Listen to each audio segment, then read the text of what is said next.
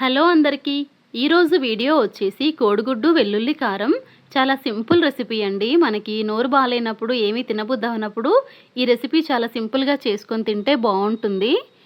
So ఈ curry వండడానికైతే కోడిగుడ్లని ఉడకబెట్టేసి ఇలా cut చేసి పెట్టుకోవాలి. ఎల్లో అయితే కట్ చేయలేదు నేను. కావాలంటే 2 ముక్కలుగా కట్ చేసుకోవచ్చు ఎల్లోని కూడా.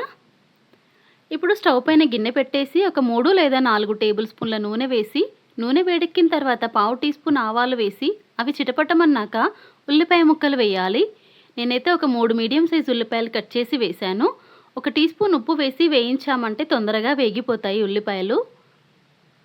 ఇంకా ఉల్లిపాయ మగ్గేలోపైతే ఒక 15-20 దాకా వెల్లుల్లి రెబ్బలు, 1 టేబుల్ స్పూన్ కారము, టీ స్పూన్ జీలకర్ర వేసి మిక్సీలో ఇలా మిక్సీ పట్టుకోవాలి. కావాలంటే రోట్లో అయినా దంచుకోవచ్చు. ఇప్పుడు ఉల్లిపాయ మగ్గిపోయింది. దాంట్లో పావు టీ స్పూన్ పసుపు, అలాగే ఇందాక మిక్సీ పట్టుకున్న కారము, జీలకర్ర ఉంది కదా వెల్లుల్లి, ఆ పేస్ట్ కూడా వేసేసి మంచిగా కలుపుకోవాలి.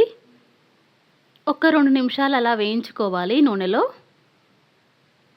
ఇప్పుడు దీంట్లో ధనియాల పొడి, ఒక హాఫ్ టీ స్పూన్ ధనియాల పొడి వేసి మరొక నిమిషం పాటు అలా వేయించుకోవాలి. ఇంకా ఉప్పు అయితే నేను ఉల్లిపాయల్లో వేసింది సరిపోయింది. తగ్గుద్ది అనుకుంటే ఇప్పుడు ఉప్పు కూడా వేసుకోవచ్చు. ఇదంతా బాగా వేగిన తర్వాత కట్ చేసుకున్న కోడిగుడ్డు ముక్కలు వేసి కొంచెం నిదానంగా కలుపుకోవాలి. ఒక 3 లేదా 4 నిమిషాలు అలా వేయించుకుంటూ కలుపుకున్నామంటే ఎగ్గుకి కూడా మనకి మసాలా బాగా పట్టి బాగుంటుంది.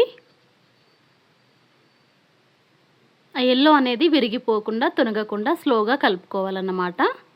ఒక 3-4 నిమిషాలు వేయిస్తే ఇంకా అంతే అండి, కర్రీ అయితే రెడీ అయిపోయింది. చివర్లో కొంచెం కొత్తిమీరాకు వేసేసి స్టవ్ ఆఫ్ చేస్తే అంతే, కోడిగుడ్డు వెల్లుల్లి కారం అయితే రెడీ. ఈ వీడియో నచ్చితే ప్లీజ్ లైక్ చేయండి, షేర్ చేయండి, సబ్స్క్రైబ్ చేసుకోండి. Thanks for watching.